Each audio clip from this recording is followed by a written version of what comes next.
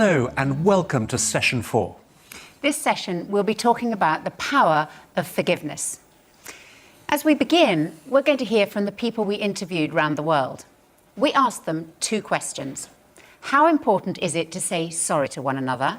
And how important is forgiveness in marriage?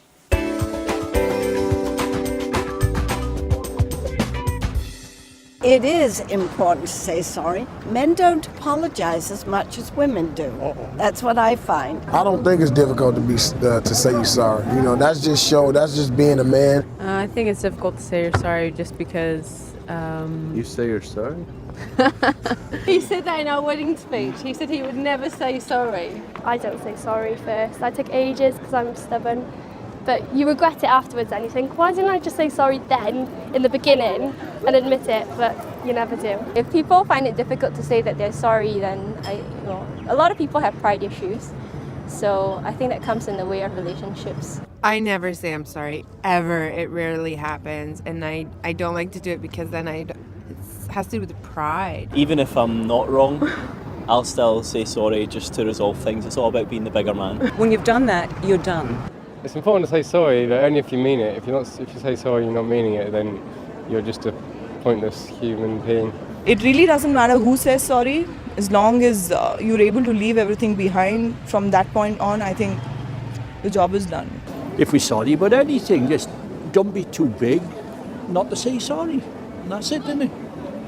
Never heard it off the wife yet, mate, but you might do it, mate. It's really important to forgive the person you love, because that makes everything right again, I guess. Without forgiveness, I don't think people can actually live with each other. Some things just can't be forgiven, like cheating and extreme things. When you forgive, that cuts the whole story. It ends everything. The best way to learn how to forgive somebody is practicing it. If you love one another, you forgive. Some things are very difficult to forgive. I actually think you have a more forgiving nature than I do. Really. I think you're right. To say sorry to and forgive each other is so important because nobody is perfect. We'll all hurt our partner, often unintentionally, and sometimes we aren't even aware of what we've done. The hurt can be caused by the way we speak, such as when a husband sees his wife's upset and says, "What's the matter with you now?" Or a wife rolls her eyes as her husband is doing his best to park the car and on his fourth attempt says, "What on earth are you doing?" In any marriage, there'll be small and big ways we upset each other, but they all need to be addressed. The little hurts add up, especially if they're constant recurrent things. Certainly the big hurts need to be addressed. And I think we have addressed the big hurts when we've recognized them. I could go a day without talking at all to him. Then I realized how that hurt our relationship and how that was not the way to handle things. I think we've changed a great deal, both of us. She's much more, it's quicker coming back, and she's much more open to hearing, maybe, my side, or if she wants to be more calm in directing her communication. The level of the hurt ranges all the way from the minor ways we upset each other to the devastation caused by an affair or another major breakdown in trust. Being able to deal with hurt is vital if we're going to build and maintain closeness. This diagram shows why. Healthy relationships grow through trust and openness. Where trust exists, we're able to be open about our deepest feelings. We allow each other into our inner world to know us as we are, and this develops intimacy. Either we let hurt destroy our intimacy, or we both determine to heal the ways we hurt each other, which will cause our trust and openness to increase. This then becomes a virtuous circle, and our marriage grows stronger and stronger. In focusing on raising our little kids, that I had no idea how to deal with the fact that Sandy had an addiction to pornography. It wasn't acknowledged at the time as an addiction. It was a very dark time. I couldn't fathom that this man that I loved so much, all of the hopes and the dreams that we had, and I was devastated. And yet, in the midst of that, I knew that it was something that he was struggling to overcome, that he didn't want this for our life together. And so I made a decision that as long as he was going to work at making our marriage better and recovering from this, that I wasn't going to give up either. So, how do we heal the ways we hurt each other? We're going to start by looking at how we instinctively react. Our initial reaction when we're hurt is often anger. While hurt is what we feel in ourselves, anger is what we feel towards the person who's upset us. Anger is not bad in itself. It's an internal mechanism to show that something is wrong and needs to be sorted out. It's a bit like the warning light in our car that comes on if the engine is overheating and it's urgent we do something about it. We may be angry because we've been unjustly treated or offended, and the adrenaline rush we feel is designed to spur us into action. But anger can be used wrongly in a number of ways, and we want to look at two. Roughly half of us, if we haven't learnt to control our anger, have a tendency to mishandle it in one way, while the other half have a tendency to go the opposite way. Some people, when they're angry, are inclined to let you know it right away. We call them the rhinos, because a rhino, if provoked, is quite likely to put down its head and charge at you. Other people do the opposite. They hide their anger. They become quieter and may withdraw or sulk. We call them the hedgehogs, because a hedgehog, when threatened, curls itself up and sticks out its prickles to keep its attacker at a distance. And it's not that the hedgehogs don't feel their anger, it's just that they display it differently, perhaps by withholding their affection or by suddenly developing selective hearing. Hedgehog behaviour is no less harmful in a marriage than rhino behaviour. I think as a hedgehog, the longer I keep things in, the worse it gets. And the more I can sort of play out, well, what about this and what about that? And not letting Joe in on what's happening with me internally, it's just not fair to him, because he is willing to listen, he is willing to sit down and help work through things. So my burying my head in the sand doesn't make the problem go away, just delays the inevitable. And as a rhino with her head in the sand, I don't want to run her over. And so it's real important to give her the space so that she feels comfortable to even bring it up. And as she said, you know, with her father, he was a very domineering person. And I got to catch myself because I could come across that way, but at the same time, I try to do it in the most respectful way that I can. It doesn't always come across that way, and I'm not perfect by any means, but I try to be as respectful for where she's at as possible. Whether we act like the rhino or the hedgehog will depend on a number of things: our personality, what was modelled in our home as we grew up, and our experiences of life since. Many couples are made up of one rhino and one hedgehog, which is true for Scylla and me. The following story will give you a clue as to which way round we are. Kirsty, our first child, was 6 months old, and we were living in Japan. A friend who lived about 4 hours away in Tokyo had invited us to stay for the weekend. Whenever we went to stay with him, it was always great fun and incredibly busy, as he has amazing energy and is a non-stop entertainer. Well, on the Wednesday before we were due to go, Scylla told me she didn't feel she could cope with the weekend because of having a small baby and being exhausted. I, on the other hand, was convinced we had to go. I thought it would be rude not to at this late stage. So we had a really heated argument about it. In the end, I just completely lost it with Nikki. I remember the exact spot where Scylla was standing in our apartment, beside the basket where we kept our fruit. She was so angry that she picked up an apple that was on the top and threw it at me really hard. Well, unfortunately for me, the basket was full of apples, and Scylla proceeded to hurl them at me one by one across the room. Well, I managed to escape serious injury by ducking down behind the sofa until the basket was empty. Now, I know that sounds very dramatic, and I want to assure you that I've never thrown anything else at Nicky, but I can still act a bit like a rhino, attacking him with my words when I feel misunderstood or hurt. And I tend to act more like the hedgehog. We'll let you know about that story of the apple throwing and how it ended a bit later on.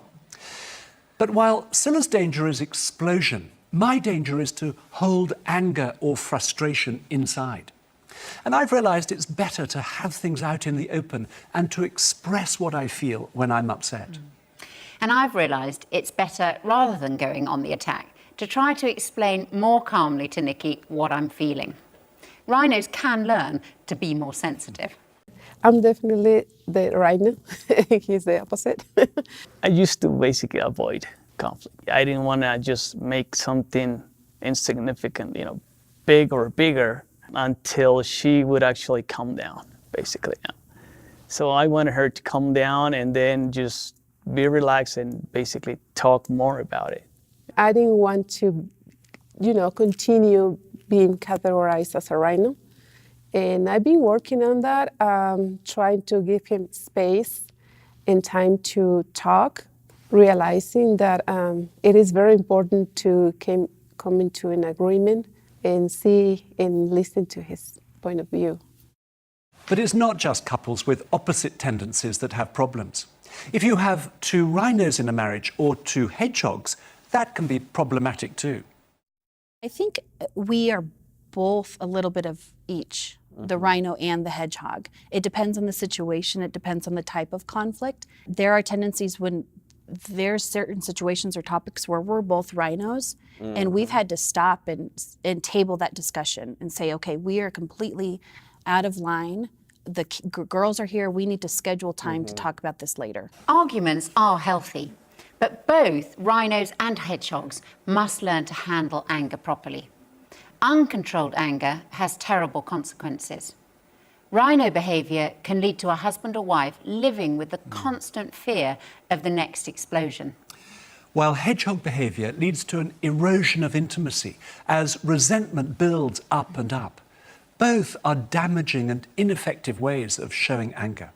As a recovered hedgehog, instead of burying myself, I needed to be more forward and open in expressing what bothered me, even if it was something small and I felt rather silly and maybe sometimes stupid for sharing something so small. But what we processed through that was, if I can express even what that small thing is, it really let it out of me and it cleared the air and I didn't ever have to go back to it again. It was like I was done with it. We were done with it. Right. I didn't need to think back to what was that I did that, hurt her. We could deal with it right then, have that conversation, get it out and deal with it. And I wasn't keeping track of things anymore, right. Right. Yeah. We want you to ask yourselves now, which one are you? A rhino or a hedgehog?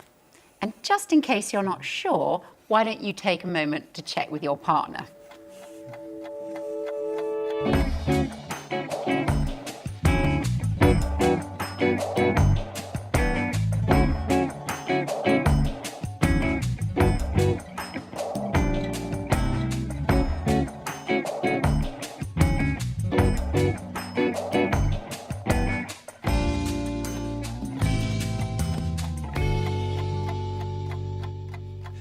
We're going to do a quick survey, and if you're watching on DVD, do join in.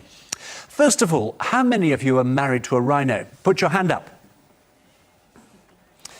Now, how many are married to a hedgehog? And how many are married to the opposite to yourselves? Usually we find at least half of the couples on the course are married to someone who's the opposite to themselves. Of course, you may be a hedgehog with rhino tendencies. You let the anger build up inside for some time, and then finally you explode like the rhino. Or you may be a rhino with some hedgehog tendencies. The issue is not whether we hurt each other, but how we deal with the anger or frustration. Often, the next reaction to hurt is a desire for revenge. We want to retaliate, hurt for hurt, rejection for rejection. We want to show our partner what it feels like to have been upset in this way. Or or our reaction may be fear. We withdraw and build a wall of protection around our heart so as not to be hurt again. If we're like the rhino, our skin will get thicker. And if we're like the hedgehog, our prickles will get longer and a bit sharper. Then, on top of that, can come guilt. Even though we may feel very hurt ourselves, it'll never be only one way in a marriage. We'll almost certainly have hurt our partner as well.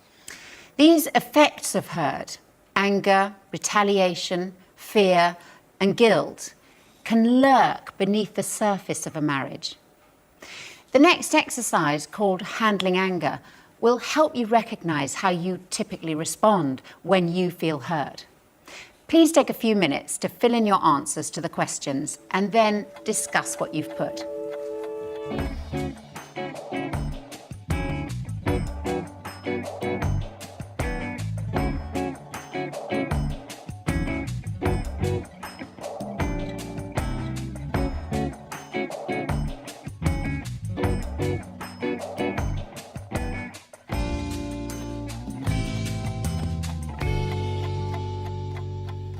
We want to go on now to look at what we do about these reactions to feeling hurt.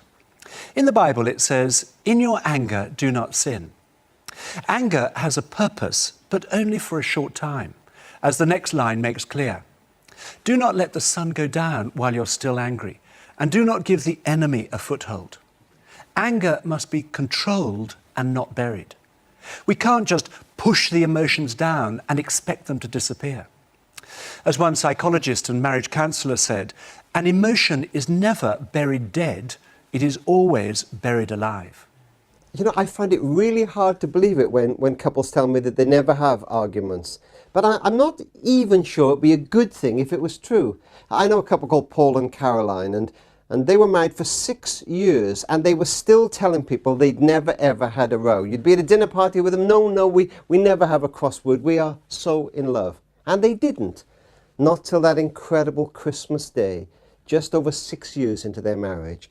And when you ask them how it happened, neither of them can really remember. Paul says it was to do with the roll of sellotape. Caroline said it was to do with the turkey. But they had an almighty row.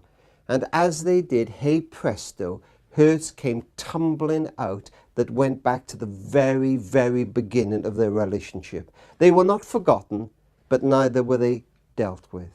And you know the problem with some marriages? It's not that they row too much, they don't row enough. There is rather a creeping separateness. And Paul and Caroline have decided it's best to have a row even once a week, once a month, however often it needs. But to say things in the right spirit, but not to build it up over the years. Paul and Caroline are definitely both hedgehogs. When hurt and anger are not addressed, they act a bit like the landmines in old war zones. They're hidden from sight, but can maim or even kill. In a marriage, all can look well on the surface, but one or both partners are forced to tread carefully, not knowing when the next explosion might come. There's a loss of trust and openness, which is usually built up gradually over a number of years as the grievances accumulate, and feelings of closeness are lost. We've listed in the manual some of the ways buried hurt and anger affect us. Unhealed hurt impacts every part of our lives. So there may be physical symptoms such as not being able to sleep or eat properly. Our behaviour can be affected, so we may escape into work or start drinking too much. And there can be emotional symptoms. Some people who are on the verge of separation say words to this effect: I don't feel love anymore. In fact, I don't feel anything at all. I feel numb. This is hardly surprising. The unhealed hurt, which has accumulated inside them, means that there's no space for the positive feelings of love, romance, and affection. But the love can be restored. Some people try to deal with the symptoms, but for healing, we must face the underlying hurt. This can be a painful and messy process that we'd much rather avoid. Too often, we don't look deeply enough for the reasons. I remember once, after a particularly bad rainstorm, the alleyway next to our house flooded, and it was clear that the drains were blocked. My friend Derek and I took the lid off the drains, at which point the contents started to mix with the rainwater, which was not a pleasant sight or smell. We got the drainage rods, but realised that we couldn't get the right angle from above. One of us would have to get down into the drain. Well, before I knew it, Derek was in there, crouching up to his waist in this stinking water. And after 3 shoves with the rods, we looked on with great satisfaction as the blockage cleared and the water flowed away really quickly. I hosed the alley and Derek down, and the crisis was over. It would have been no good if Derek and Nikki had just tried to mop up the surface water. They had to deal with the problem under the ground. And it's the same with healing unresolved hurts. We can't just deal with the symptoms. We're going to look now at a process for healing hurt, for keeping the drain clear or unblocking it if there's been a backlog of unresolved hurt. The process isn't complicated, but it can be challenging. And as a hedgehog, my instinct is to keep the lid on and not to address the issue. But I've come to realise that isn't any good. The underlying hurts have to be addressed. Otherwise, they build up, and it's like the drain getting blocked. There are 3 parts to the process. We look at 2 parts before you do the next exercise and the last part afterwards. The first part is to identify the hurt. In the Bible, Jesus tells us what to do if we're aware of having hurt or offended our partner. This is a paraphrase from Matthew chapter 5. If you remember that your husband or wife has something against you, stop what you're doing and go to them and make things right. And then a bit later, Jesus tells us what to do if we have been hurt. He says, if your husband or wife offends you, go and tell them. Work it out between the 2 of you. So in both situations, whether we've hurt our partner or been hurt, we need to take the initiative to bring it out into the open so things can be healed. Jen's really good about asking for forgiveness. She does a really good job of getting to it right away and saying, look, I was wrong with this. I'm sorry. Will you forgive me? You know, what can I do to make it up for you? And I'm a little bit more hesitant on that. I don't know why. I kind of have held it back, and sometimes I don't want to give the forgiveness, but I think what the course really taught me in this was to forgive is that healing thing that we need to have in order to have a better part of our marriage. And the quicker that I can get to that forgiveness, the better our relationship is. When we're both taking the initiative, rather than waiting for the other one to make the first move, things can get sorted out quickly. However, we know all too well this isn't easy. It could be we don't like confrontation and want to keep the peace at all costs. Or perhaps we're afraid of making ourselves vulnerable by opening up to our husband or wife and telling them that we're hurt. Or it could be pride that stops us admitting that we were wrong. Any of these reasons can make us reluctant to take the initiative. We're not talking here about the sort of irritation that's caused by our differences, but rather about when we've been wronged or when our partner has been insensitive, uncaring, selfish, unfaithful, thoughtless or cold. And as we've said, it's the small hurts that can build up that need to be healed as much as the big ones.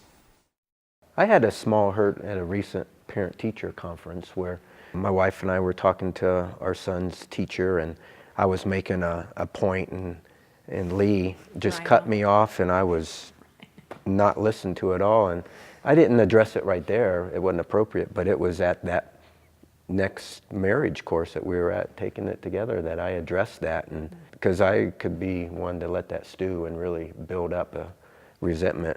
And so you were very apologetic and really didn't even realize if there's a hurt, it's a hurt, no matter how small or big it may be. I need to share that. We want to give you an example from our own marriage that is relatively trivial on the scale of things. One of the differences between Scylla and me is that when we go out in the evening to see friends and it's time to go home, we have very different ways of leaving. My way is to say thank you and goodbye and then to leave. Whereas my way is that I start saying goodbye and then I find I begin to have the most interesting conversation of the whole evening. I've discovered over 30 years of marriage that if we're going to get home when we planned, we need to start leaving about halfway through the evening. Recently, we went to a friend's birthday party, and Nicky told me on the way there that the following day was particularly busy for him. So we agreed that we would make sure we were home by midnight. Well, knowing what Scilla is like, I decided to double the time it would take us to get home. And so we both began to leave at 11:30 p.m. I said goodbye and told Scilla I was just going to get the car that we'd parked at the other end of the road. Well, I drove up to the house and double parked outside in the narrow and crowded London street, waiting for Scilla to come out. After 20 minutes, there was no sign of her. So I reparked the car, not an easy manoeuvre, and went back to the house to find Scilla still deep in conversation. I was really enjoying myself.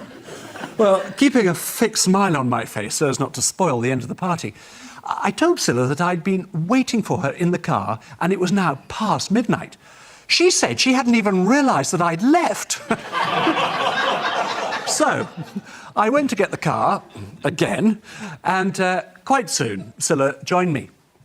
Well, on the way home, she was chatting away happily about what a great evening it had been. Meanwhile, I was fuming inside. And I was trying to cope not only with my frustration that we were going to arrive home a lot later than we'd agreed, but also with feeling rather hurt that Scilla hadn't even noticed my absence. Well, as a typical hedgehog, I was trying to work out whether or not to say anything. And then, in the end, I said as casually as I could, "Did you realise I was waiting in the car for you for 20 minutes?" Well, at that moment, it suddenly occurred to me that Nicky was really very upset. So I asked him, "Are you feeling annoyed with me?" Nicky told me he was very cross and hurt that we'd made an agreement, which I totally ignored, and now we were going to be really late to bed. Well, straight away, Scilla said to me, "I'm so sorry. Please forgive me." As soon as it was out in the open, I didn't find it difficult to forgive, and I was amazed how my feelings went away much more quickly than they'd built up. We also spent the rest of the journey home discussing how we could communicate more effectively in a crowd about when it's time to leave. I think I knew the situation would happen again. Indeed, it has several times since then. But getting those feelings out in the open meant there were no negative emotions left inside. The hurt and anger were dealt with. Most of us hate confrontation, but we need to be able to tell our husband or wife when they've hurt us. We must talk about it. Sometimes it'll be about something we've carried around for years. One of the things I always felt that maybe I was a little bit of an outsider between Joe and our kids, and I was more the strict disciplinarian in the house. I didn't feel that we were really united together as we were raising our kids like we should have been. And we talked about that. And I think that's one of the conflicts that we were able to address and look at. And certainly not that I ever held that against him, but it was so good for him to say, you know, I did make a mistake there and I'm sorry. So, the second part of the healing process is to say sorry. Apologising involves taking responsibility. I need to recognise what I have done. It's so hard to admit I was wrong and to say, I'm sorry. Our pride makes it difficult for us to hear from our partner how we've upset or hurt them. A recent study revealed that 95% of our speech is about putting forward our own point of view and defending our own position. Now it's time for a story where I got it wrong. I need to admit that I'm terrible at leaving the house to go somewhere on time. One of the things I most enjoy is carpentry, particularly making things out of old pieces of reclaimed wood. And on a Saturday morning, I was making something and made us very late, leaving to meet some friends for lunch. And I was very upset, and I told Nicky so while he was getting changed and in the car. He started making excuses, things like, oh, I was just finishing off, or you don't understand how the time goes very quickly when you're doing carpentry. And then, in order to share the blame, I said, you should have warned me that it was time to leave. And what I thought was my best line of all, actually, I was making something for you. Well, on the way, we stopped outside a shop and Scylla went in to buy something to take with us. And I was left in the car with our teenage son, who'd been listening to our conversation, and who then said, "Dad, when I'm late, you get mad at me. When you're late, you just sort of try and talk your way out of it." Well, I realised he was right, and I apologised to Scylla when she got back in the car. Saying sorry isn't easy, but it does make all the difference. At the beginning, it was very difficult for me to say sorry, to accept that it was my fault. Over the time, it's getting easier, realizing that it is very important for couples, to say sorry and accept responsibility. If you don't, get all these roadblocks out of your way, they're going to be there and they're going to affect the relationship. For some other people, it's hard to say sorry, but it was hard for me at the beginning. I mean, I think, I didn't want to basically accept it was my fault, I'm sorry, but, the more we actually talk about it and the more we practice it, like she said, it's actually easier and it's more about accepting responsibility for our mistakes or our faults. Taking responsibility involves finding out from our husband or wife how serious a particular incident was for them, where the hurt comes on a kind of Richter scale, where 1 is a light tremor and 10 is catastrophic. We can ask, is this a 2 or is it a 10 for you? And when we show that we understand if it's a 9 or a 10 for our partner, it'll help hugely with the process of healing. When we say sorry, it's important not to make excuses, such as, "I know I was in a bad mood yesterday, but you just don't understand the pressure I'm under." A true apology doesn't make excuses. To say, "I'm so sorry for whatever it was. I know it hurt you. I'm going to try not to do that again. Please forgive me," is so powerful in a marriage. Early on in our marriage, I realized how much my husband is like my sister. She's 6 years older, and I adore my sister. But when our families would get together, there was sometimes a clash between my husband and my sister. Sometimes. And it was really, well, in the beginning, it was all the time. Almost all the time. But it was really difficult for me because she's older, I look up to her, I love her, and it was painful to me. And so there were a lot of, through probably 5 years, deep-seated hurts that I had that I just wanted him to be able to accept them for who they were. And if he had issues with them, to just let them go because he loves me. And I knew it was hurting Amy. And so it was actually interesting because it was during the marriage course that this came up. And I think from that point on, yes, when Amy really expressed that this is really hurting me, not so much just hurting my sister, but it's hurting me, that you need to stop. And it really ended. And I feel like because of that, not only is the hurt removed from our marriage, but the relationship is restored with my sister. So it allowed for there to be space for grace and love, and a lot of that, was probably differences one of the best were things gone. that came out of the marriage course was going through that piece. In a moment, we're going to ask you to do the next exercise in your manuals, identifying unresolved hurt. In part 1, what we'd like you to do is to think of the ways you have hurt your husband or wife that may still be unresolved. Now, don't drag up things that have already been dealt with, and try to resist the desire to make excuses or to blame, i.e., "I wouldn't have done that if you hadn't done this." The issue is not whether you intended to hurt your partner. As one marriage counsellor said, we don't deal with many people who have a premeditated plan of how they're going to destroy their partner's life. Then, in part 2, write down the ways that you've been hurt that are still unresolved issues for you. They may be major or minor, recent or from a long way back.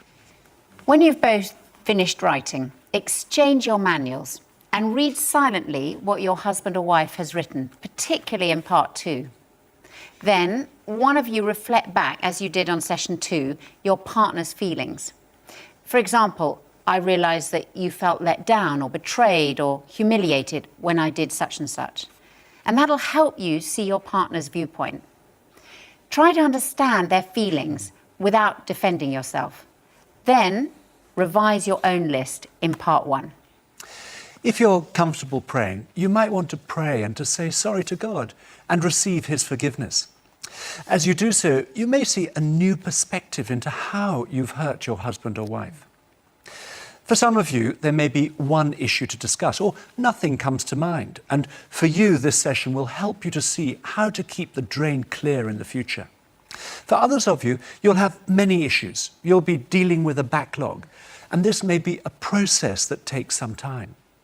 And we hope that for you, this session and the homework from this week will be the start of clearing out days, weeks, months, or even years of unhealed hurt and buried anger. This exercise is for some couples the hardest part of the marriage course, but don't be put off, because the result of clearing the drain, if it's got blocked, is that it'll bring a new level of intimacy. We'd like to say a short prayer before you do this exercise, asking for God's help. Lord, thank you that you give us your Spirit to help us. We ask that you guide each person to know what to write down and talk about in this session. We pray that each couple would go at the right speed. And for those who have many issues to deal with, we pray that this would be the beginning of a process that will lead to the drain being cleared. Please help us to be gentle with each other as we do this. We ask this in Jesus' name. Amen. Amen.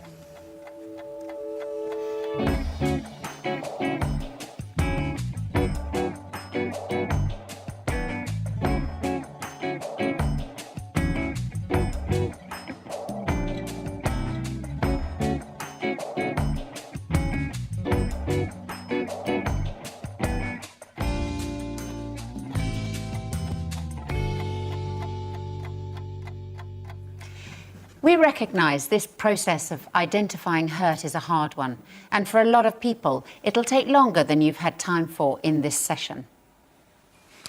We'd encourage you, though, to persevere. We know that even the deepest hurt, such as that caused by unfaithfulness, can be healed. I struggled with pornography. It was sort of socially acceptable. Even though it was just pictures or movies, there's a feeling of unfaithfulness there that's very real. And that affected our intimacy. It was a lot of confusion on my part and Denise's part for a long time, until eventually, I was able to understand that this was a problem, get help, and really begin to try to recover.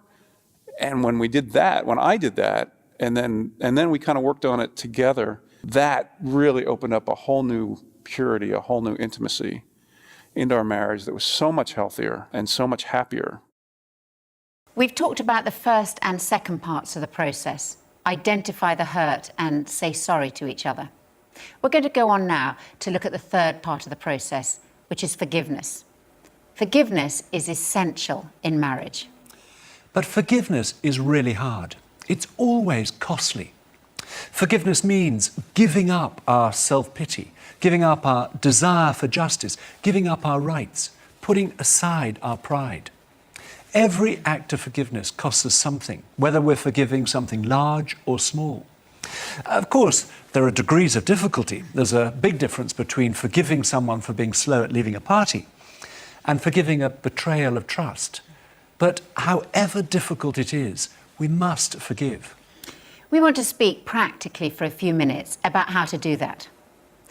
One of the most important things to realise about forgiveness is that it's not just about feelings, but about making a choice. People have said to us things like, "But I just can't forgive him or her for that. You don't understand."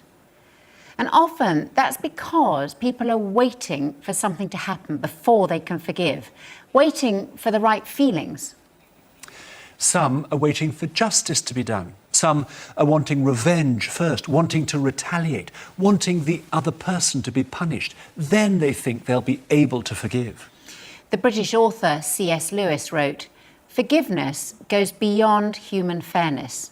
It is pardoning those things that can't readily be pardoned at all." Very often when we say, "I can't forgive," what we're really saying is either I won't forgive, or perhaps I don't know how to forgive. Forgiveness is making the choice to let go of the resentment. Best-selling American author Philip Yancey writes, "The word resentment expresses what happens if the cycle of blame and hurt goes uninterrupted. It means literally to feel again. Resentment clings to the past, relives it over and over, picks each fresh scab so that the wound never heals." Forgiveness is the opposite. It means letting go of the past and choosing to forgive as an act of our will, not because we feel like it. We're going to hear now from our feature couple called Andy and Vanessa, who'd been married for 33 years when they did the course a year ago. I'd carried hurts from things that had happened in our marriage in the past. Spend more and more time at work. I got involved with a young lady, which I'm not proud of at all, and if I think about it now, it's very hard.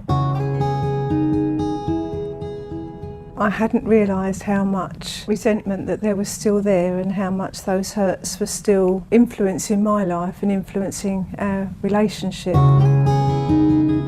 We got very distant. We had completely different lives. We did the marriage course in 2007, after 33 years of marriage. It's not normally my type of thing to go on courses of that nature at all. I felt very vulnerable, but actually I felt that I was in a safe place and able to be a lot more open than I had expected to. I ran our home as a single parent, really, and I'd learnt not to expect anything from him at all. The children didn't have a proper dad. For me, the session on forgiveness was quite hard because I knew that in my life, a lot of the time, I'd not supported Vanessa or the family.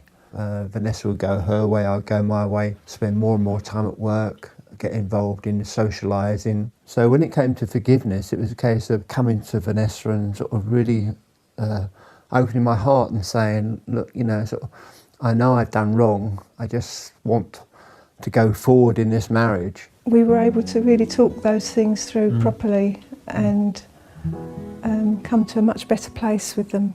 I think it is a choice. Personally, I wanted our marriage to work, and it couldn't work without making that choice, even though my emotions may have been churning and should I forgive? And then there were occasions where I didn't want to forgive, times when I felt angry. But that didn't tie up with the goal that I had, that I wanted our marriage to work. And so having that goal enabled me to make the right choice to forgive. The actual matter of forgiving myself I found very, very tough, but to be able to come alongside Vanessa and talk it through and just share it together has been such a brilliant thing to be able to do, and it's really changed our lives. We are now a couple, and we're now a family, which we weren't before. Since we've done the marriage course and had those evenings where we have a meal together and we can talk through things, we've actually used that as a tool to be able to talk through our differences and our discrepancies. We can forgive one another a lot easier, we can talk about difficulties much easier, and to see our family come back together again has been a real gift, actually, and something that I never thought was possible. All the relationships have been mended, and really because forgiveness has been able to take place. It's like being on honeymoon again, to actually, with a lovely looking lady, share my life with and enjoy sharing time with her. I don't have to sort of hide myself in work anymore because I always want to be with Vanessa. Incredible, much more than I would have ever dreamt of, and something that I, a few years ago, would never have thought was possible.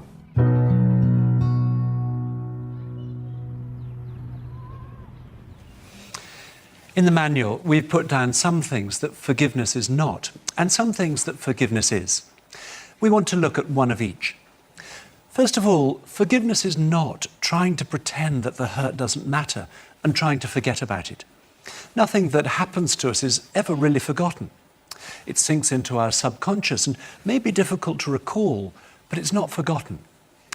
When we're hurt, we store it as negative emotion, and that's why we must deal with it.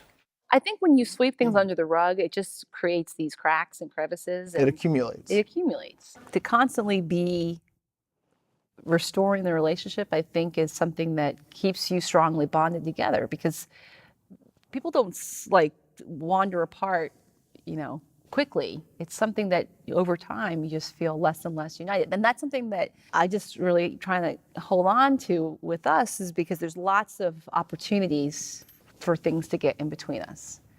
And that's what, if I could identify something that I've done wrong, I want to keep us close. Now we want to say one thing about what forgiveness is. Forgiveness means releasing the person who's hurt us, whether that's our husband or wife or someone else, from what we think they deserve. The desire for revenge is so strong in all of us. But forgiveness means releasing them, even if they don't apologize or recognize what they've done. From a Christian viewpoint, it means releasing them into God's hands. As we release them to God, we're leaving the consequences to Him. Only God brings perfect justice. If we don't forgive, if we don't release the other person, we'll be the one imprisoned by the bitterness, the resentment, the anger that build up inside us. The Christian understanding of forgiveness is that God forgives us freely, and therefore we must forgive each other freely. I find it helpful to think of forgiveness flowing into our lives from God and then flowing out of us to those around us, especially those closest to us. Where there is forgiveness at the heart of a marriage, it has unparalleled power to bring healing. There's a phrase in that famous description of love in 1 Corinthians 13. Love keeps no record of wrongs. Imagine for a moment using a spiral notebook to record the ways we hurt each other, and that each page represents one day. Every day we do or say things, or fail to do or say things, that hurt our husband or wife, sometimes slightly, sometimes deeply. On some days the list will be longer than on others, but every day there'll be something on the page. And if these things aren't dealt with, the page will be turned and the list left intact. We then start to build up a backlog of resentment and bitterness, a backlog of unhealed hurt. Even if we can't remember the details of the list, those things remain and will seriously spoil our intimacy. Forgiveness means tearing off each page with whatever is written on it and throwing it away until there's a clean page in front and none turned over behind. Then we can begin each day with a fresh start and no backlog. That's the effect of forgiveness, of keeping no record of wrongs, of not letting the sun go down on our anger, of keeping the drain clear. I loved that unclogging the drain analogy that the marriage course uses, because it is so true. And so because of addressing the little things, we don't have as many big things come up. I don't know how you can have a healthy relationship and not have forgiveness. I honestly don't see how that's possible. Because we're humans, we come from different backgrounds. We're going to harm each other through our words and through our actions intentionally, but mostly probably unintentional, because we love each other. And so if we don't create a safe space where we can address those things and forgive and be forgiven, I just don't know how that's healthy.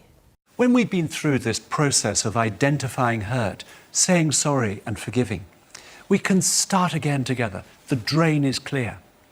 However, don't expect healing always to be instant.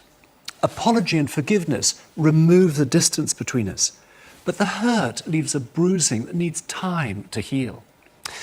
It's rather like when you're stung by a bee. As soon as you take the sting out, healing can begin, but it takes time for the pain to stop and for the swelling to go down. Most of the stories we've told about ourselves have been of relatively minor incidents. Of course, we've had more serious issues to deal with, which have taken longer to heal. But the process has been the same. Where there's deep hurt, it takes time for trust to be rebuilt. And forgiveness needs to be an ongoing process. And that sometimes means choosing to forgive on a daily basis, each time the pain resurfaces. I will never forget finishing one particular marriage seminar. It was a very large auditorium. And a young couple were waiting to speak to me at the end, and they looked around to make sure the auditorium was empty, and then he approached me. He said, we'd been married for 3 years, and 2 years ago I had an affair. He said, I was so sorry. It was really only a one-night stand. He said, but I was so ashamed of myself. I took my wedding ring off and gave it back to my wife and said, darling, don't put that back on my finger till you can trust me again. And he said, Rob, the other day she put it back on. And he held his finger up and showed me, and he was smiling. But I turn and look at her, and her head is bowed.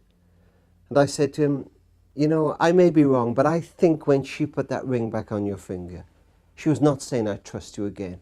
She was saying, with all my heart, I want to trust you again. And I turned to look at her, and her head came up. She said, that's how I feel. Sometimes issues can be too overwhelming to deal with as a couple. And if that's your experience, do seek help. And with deep hurt, we need to be gentle with each other and have an understanding of the bruising that's taken place. Setting aside marriage time and being kind in the way we behave towards our husband or wife will help to rebuild the trust between us. And if we're both comfortable praying together, this can be a powerful part of healing. Now, you may be wondering about the end of the apple throwing story. Well, what happened was, once I'd managed to calm down, we decided the most helpful thing we could do was to pray together about the situation, as we were both still very convinced of our own particular point of view. Well, I can't quite explain what happened, but I remember after we'd prayed, I realised I hadn't really taken into account quite how exhausting the weekend was going to be for Scylla. I also realised that I'd been more concerned about letting our friend down than I had been about supporting Scylla as a new mother. So I apologised to her and said that I felt we should ring our friend after all and say we were unable to go for the weekend. I also realised I needed to say sorry to Nicky for hurling the apples at him, and also for the things I'd said. And we forgave each other. At that point, I decided that as Nicky now understood how I felt, I'd probably be able to cope with the weekend. So we went to Tokyo and had a great time. This week, we'd encourage you to spend some time thinking about the hurt your partner has told you about. The homework involves continuing with this process of apologising to and forgiving each other. Please don't let the references to God in the manual put you off if you don't relate to them personally. We've included those references to show the place of asking God to help us forgive and change where we need to. If you don't believe in God, you can miss out those parts and still go through the process of saying sorry and forgiving. We now want you to ask your husband or wife to tell you one way that you can support them this week. If you're comfortable praying, say a prayer for each other, either aloud or silently. Otherwise, express your support in some other way. And we're going to close the session in a few minutes.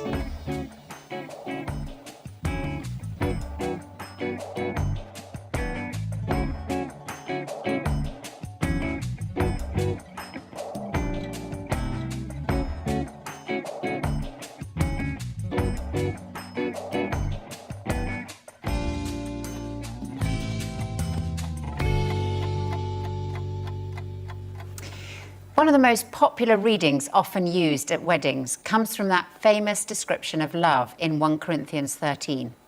I'd like to read a little of it now before Nicky prays. Love is patient, love is kind. It does not envy, it does not boast. It is not proud. It is not rude, it's not self-seeking, it's not easily angered. It keeps no record of wrongs. Love does not delight in evil, but rejoices with the truth. It always protects, always trusts, always hopes, always perseveres. Lord, thank you for your willingness to forgive us. Thank you for your example and for bearing the cost of our forgiveness on the cross. Please help us to forgive one another as you have forgiven us, and through your love for us, heal our marriage of the ways we've hurt one another. And we ask this in Jesus' name. Amen. Well, that's all for this session. If you haven't already done so, why don't you take a few minutes now and organise some marriage time for this coming week before you leave? But from us, until next time, goodbye. Goodbye.